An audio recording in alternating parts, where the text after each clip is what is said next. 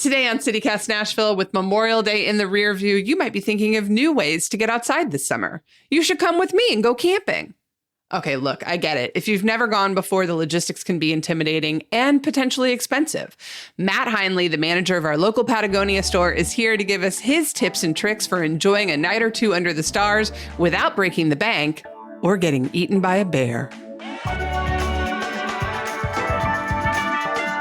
It's Tuesday, May 27th. I'm your executive producer, Whitney Pasterek, and this is what Nashville's talking about. It's Friday afternoon. You're on the group text with all your friends, and people are like, I got to get out of town. I want to sleep under the stars, but I want to be back for brunch on Sunday. What's the closest campground to Nashville where we can pull that off? We are super lucky. My first place I would head would be South Cumberland State Park. It's kind of nestled in between like Monteagle and Tracy City. It's far enough away to feel like you're getting away, but close enough that, you know, if it starts pouring at 2 a.m. or you got to make that brunch on Sunday, you can still get back pretty quickly, but still feel like you're outside and disconnected.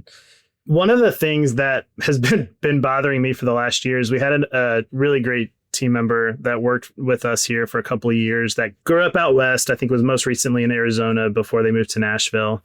And he and his wife made the decision to move back to Arizona. And there was other factors, but one of the factors, and his voice still rings in my head to this day, is just they wanted more access to open space and public land.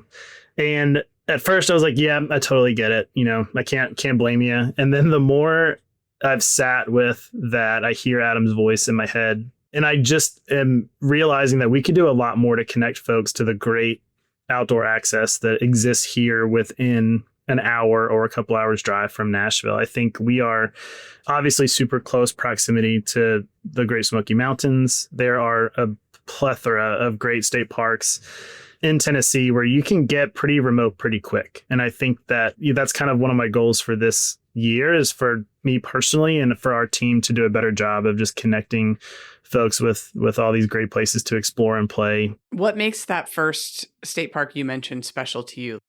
South Cumberland State Park, I just think of a specific trip that my family went on, probably the first time that my older boys did like a hike in backcountry site. And by hike in backcountry, I mean like we were 2 miles from the car. But it was that first time taking them somewhere where they had to carry everything on their back. And we were out there in a great site that was right near a ridge with a really pretty outlook into this super pretty wooded gorge.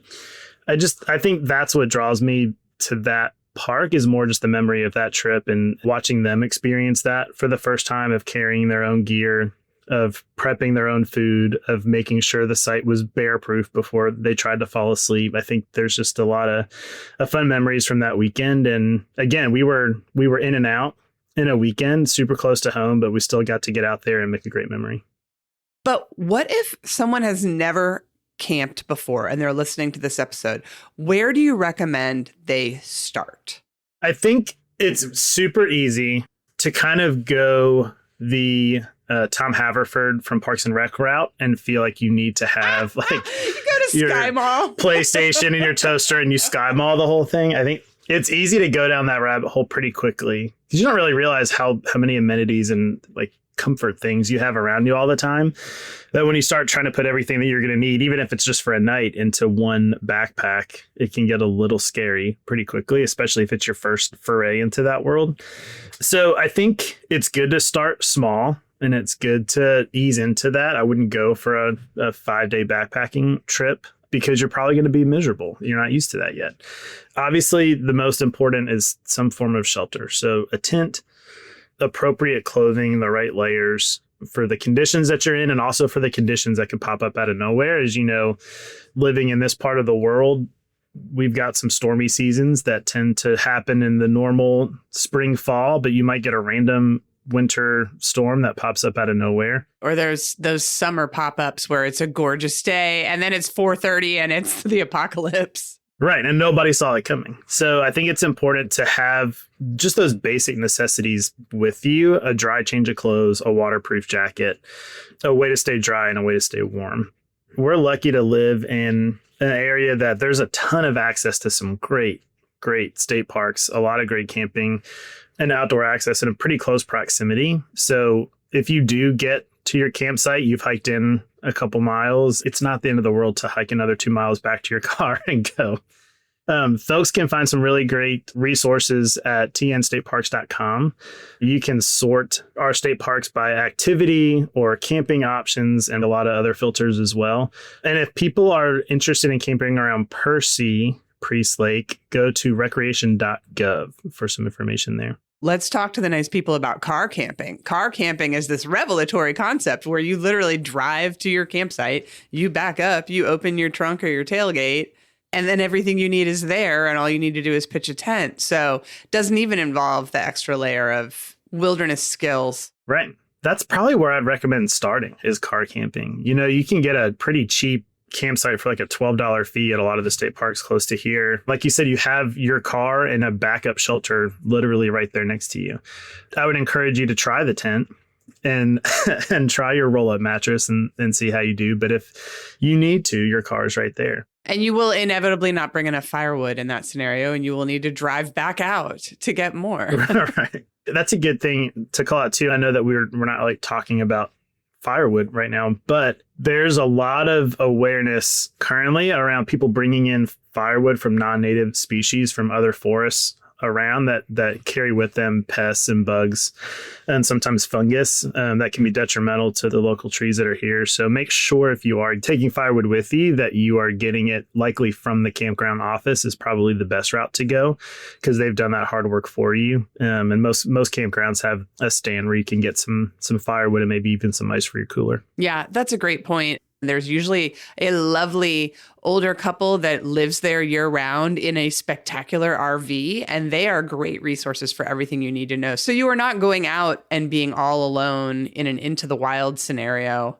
with your family. Right. You're just with neighbors and you can ask questions you have. Speaking of that, if you've got young children, what are some of the things you recommend, either things to bring or even campsites that you like nearby that work? I know you're a dad. Yeah. So Edgar Evans State Park is out. I think it's just a little bit west of Cookeville, but great car camping sites, super close proximity to Burgess and Cummins Falls. And I took my older boys out there a few years ago and we checked the weather. Everything was super clear. We chose a car camping site just in case.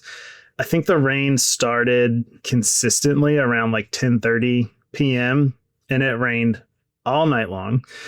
Nobody got any sleep. We immediately drove to Ralph's Donuts in Cookeville the next morning to commiserate and eat some really great donuts, and then drove home because the rain was not stopping. That story now is one that we've told again and again and again, and it's just fun for us to relive that moment. So even when it goes wrong, it doesn't mean it's going bad. It's just not how you planned it to go. How do you talk to kids about we're going to be sleeping outside? It probably depends on the kid. I mean, it sounds super cool and exciting, right? It's an adventure. It's rugged. A lot of, especially younger kids, are probably in a pretty strict routine where they have a very strict bedtime routine and everything kind of always rolls on like clockwork every day. And so you're pulling them out of that routine. It's super fun and exciting. If you've ever spent time in the woods, as soon as the sun goes down and you don't see any lights, you start hearing a lot of snapping twigs and sounds you're not familiar with. So I think preparing them for what they're going to hear and feel and probably not see because it will be dark if you've gone to the right spot.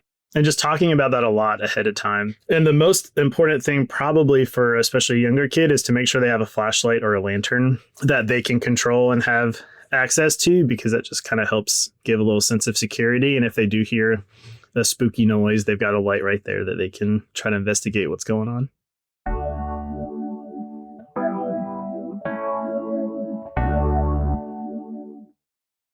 All right, let's talk about camping near water. Percy, obviously, Anderson Road is great. There are a couple sites along there.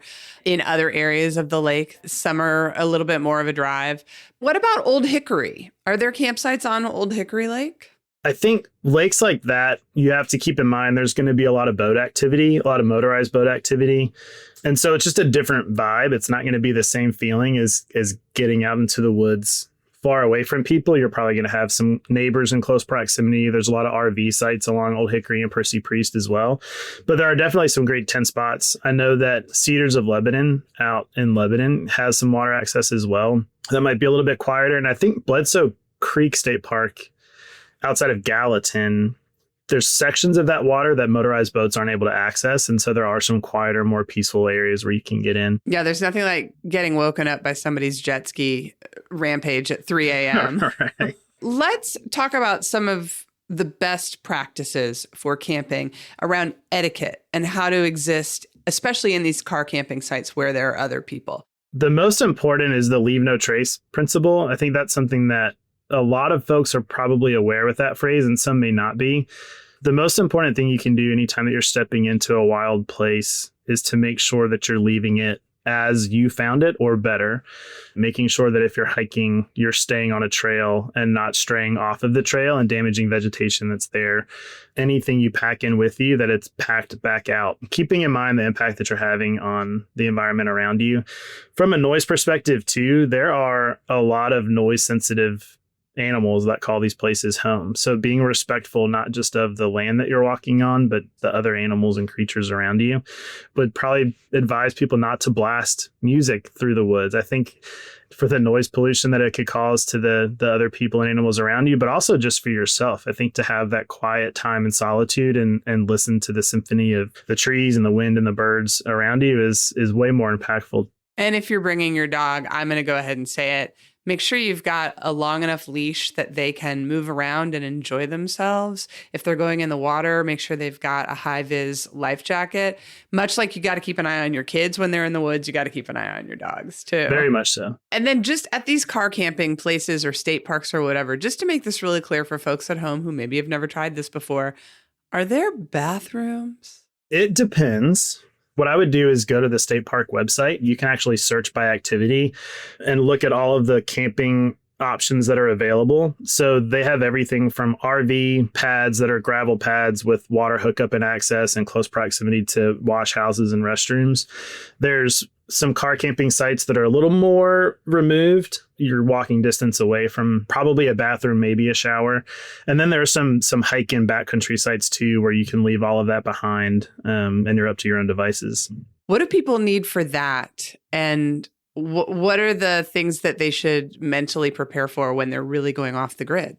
Food, shelter, water, access to fresh water is probably going to be limited. So if you are hiking and you're not carrying potable water with you, have some sort of filtration system. You can get gravity bags that filter through where you can pull water out of a creek and filter it that way, all the way down to like a life straw where you literally are just pulling water out of the creek with a built-in filter. And then be prepared with food. Yeah. What do you eat? Is it like space meals? You bring like astronaut space meals? You can do that. I'm a fan of Jet Boil and some good dehydrated space meals. A lot of peanut butter and jelly is super easy. It takes a while to spoil, so you can kind of carry that with you for a little bit. Keep in mind, though, that we do live in a state in a part of the country that does have a lot of bear activity, especially as you get into some more of these remote areas. Do some research around what to do in woods that are known to be inhabited by bears. Food and refuse are the two main attractors. So make sure that if you are cooking a meal, clean everything up as much as you can around yourself, and then store your food away from your tent. Just because it's in your car does not mean that it's bear proof. So make sure that everything that you are storing is properly sealed and airtight so that scent is not getting out and attracting bears. I am not an expert on what to do if a bear approaches you, but I would do some research and make sure that you are prepared. There's not a lot of folks in Middle Tennessee that would carry bear spray with them or, bells on their boots, but it's not a bad idea to at least have some sort of protection with you and know what to do if the bear does get too close. Yes, I've watched many episodes of Alone, and I think you just make your body very large and then you loudly say, "Hey, bear." Sure. CityCast Nashville is not liable if you listen to this episode get eaten by a bear. Neither is Patagonia. What sorts of things do people maybe not think about that they need to bring or be conscious of? I know that there are some bug sprays that can actually be detrimental to the creatures that live in water. Probably, I would assume the same about sunscreen. Yeah, the sunscreen is a big one. Make sure that you're using a sunscreen that's certified reef safe.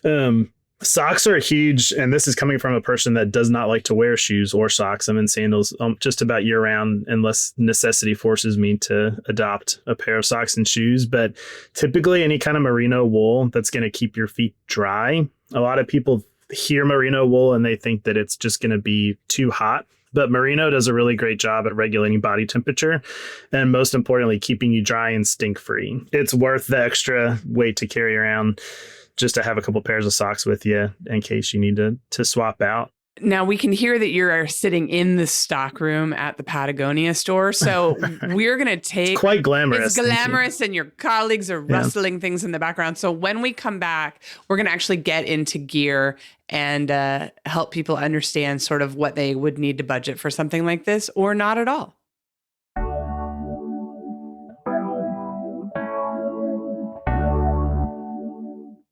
We're back with Matt Heinle, who is the manager of our local Nashville Patagonia store. We've mentioned these things that you need, right? Shelter, inclement weather gear, great pair of socks, maybe some sort of water filtration device. All this stuff can really add up. If somebody does not have the money to walk into Patagonia and buy fresh new versions of everything, what are your recommendations for what they can do? Our goal at Patagonia is for you to be in a moment where you are connecting with nature and using our gear and not be thinking about what you're wearing on your body because it's performing as it should in that environment. Like you said, it can be hard to access some of our product at the price points that they're at. Our Worn Wear program is a great opportunity for people that are trying to put together a gear closet on a budget. Wornwear.com is a great resource. It's all pre-owned, used Patagonia gear that we take back in, that we will sell at a discounted price. They've been washed thoroughly. They've been checked to make sure that the product integrity is all still there. It is an investment. It's an investment in not just the piece of gear, but also in the experience that you're going to have. So anything that we make at Patagonia falls under what we call our ironclad guarantee. So if any part of that product is defective, it doesn't matter if it's 2 weeks or 20 years after the date of purchase. If something's wrong with that product, seams are ripping out, the zipper is broken, you get a pretty nasty tear in it, you could always bring it back to the store or access a return online, and we'll repair or replace those items as needed. The story we make sure we try to tell folks that are coming in that might be concerned about spending $280 on a rain shell is that rain shell is intended to last you for as long as you need it. And then the real hope is that when you're finished with it, that you can either sell it back to us through the Worn Wear program or pass it on to somebody else who can take it on its next chapter of adventures. Yeah, let's take it down a notch, though, in budget. And I'm going to ask you to talk about some other alternatives. And just as a person, not as the manager of the Patagonia store, like if I go to Academy and buy like a $150 Coleman tent and a rain poncho, can I still get by out there? Absolutely. You can. I would also encourage folks to check out, we have some great wholesale partners in town that a lot of times will have some past season merchandise on clearance or on a pretty decent discount. Cumberland Transit over on the west side of town off West End across from Centennial Park has a great off-price, I don't know if they call it a clearance or past season discount section. There's some really great deals there. REI is known to do their annual garage sale down in Brentwood, and you can get some great merch down there at a pretty good price break. Mountain High Outfitters, also down in Franklin, has the ability to mark some of that past season gear down a little bit. So I think just be savvy that regardless of your budget, it's really easy to walk into one of those gear shops and think that you need to get all of these different things. So I would be really intentional about thinking through, I'm going to buy a piece that's not just going to serve me on this one camping trip that I may or may not hate, but something that you're also going to be able to use in your everyday life.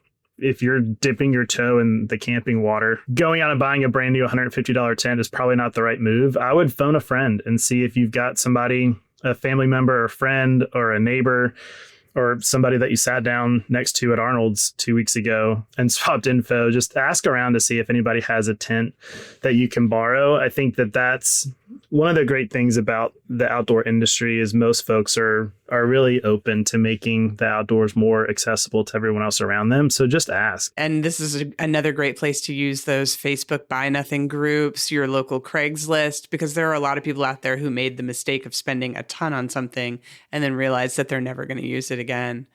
People might be asking, is this just an advertisement for the local Patagonia store? But the reason I wanted you to be on here, Matt, is that I think the great thing about your store is y'all are not just a retail outlet, but you are a true community hub. Talk a little bit about all the things that you do, from in-store events to ways to get out into the wilderness around our city. I'm glad you said that. You've probably heard me say this before, but for the folks obviously that haven't, we use our retail stores as a hub for community activism. And a lot of times that product can act as a conduit to bring people to us. And then we can also open up these doors to some maybe new ways of thinking or a new adventure that they hadn't previously thought was possible. And so we really focus a lot of our time partnering with local nonprofit groups that are addressing root causes of climate change or social injustice. And the in-store events, like you mentioned, are just a great way for us to invite folks in to have an experience here that doesn't necessarily have to be transactional. Right now, we're featuring a monthly yoga series. We're hosting a free yoga class, typically on Sunday morning. Sometimes we'll do some limited series of either trail runs that will meet at a trailhead or a bike ride or a run that will meet here at the shop. And we'll start and end there. We have a really cool event coming up with a friend of ours, Mandeep Singh, who is the founder and leader of Ibex Expeditions. I believe they're based in Nepal. Mandeep will be in the shop on June 5th. I believe he's sharing that same presentation at a festival in Telluride, Colorado, and then coming here to do it in our shop in Nashville. So it's pretty cool to have some access to Mandeep while he's here in the States. And for folks that are curious about our community impact and the partnerships that we try to cultivate and uphold with nonprofit partners, on July 5th, we're going to have a Community Impact Day, which is a day that we try to throw out once a year, usually end of spring, early summer, to just highlight some of the nonprofit groups that we're working with this year through our retail grants program and some ways to engage with them for events and volunteer opportunities that they have coming up. It's just a great day to come out and have some food and snacks and see what the good folks are doing here in town. Yeah, I got to put a disclaimer on here. The reason I know Matt is because I was actually part of the participatory grant making process that they do there in the store, where they brought a bunch of Nashville residents together to talk about which nonprofits are making an impact in these areas that align with Patagonia's values. And I mean, how much money at this point have y'all pumped back into our nonprofit community? I want to say somewhere between $200,000 and $400,000 in our 6 years that we've been here in Nashville. And that's also going to programs that grow food here. You've partnered with a lot of our community gardens. Why is that an important part of what y'all do? So our founder, Yvon Chouinard, when he's asked why Patagonia has forayed into having a food provisions line, his response is that if we're talking about how we as a company can address root causes of climate change, you might buy a new fleece or rain shell once every 5 to 10 years, but you eat 3 times a day. And so food is one of the ways that we can have a really big impact, and not just the food that people are eating, but how and where that food is grown and how it's processed, if at all. And so partnering with local groups that are really working on regenerative farming practices, we have a great nonprofit partner that we've supported some work, the Southeastern Young Farmers Coalition, that is doing a lot of great work to help younger people tap into resources, allowing them to start some small farms here in the mid-state. So if you are interested in that world, we had a great event with an author, Brooks Lamb, last year that was talking about a lot of just the challenges these small farms face, but also some of the really exciting work being done on the regenerative agriculture front. You can find some of his books and resources online. What's the best way for people to stay in touch with everything y'all have going on? You can find us on the Instagram. We have the Instagram. We have a newsletter. So if you are not currently on our newsletter, but you want to know more about the local events and see some alerts about what we have coming down, you can visit patagonia.com/Nashville to sign up for that. Or you can also just call us at the shop or swing in. Matt, I so appreciate you taking the time to sit down with us. I know this is not by any means a comprehensive guide to how to start camping. But I guess my advice to our listeners would be, if you've got questions, just go to the Patagonia store. They are so nice. They will help you. I just Googled what is camping and got everything I needed to know. So that was perfect. Yeah. You're fired.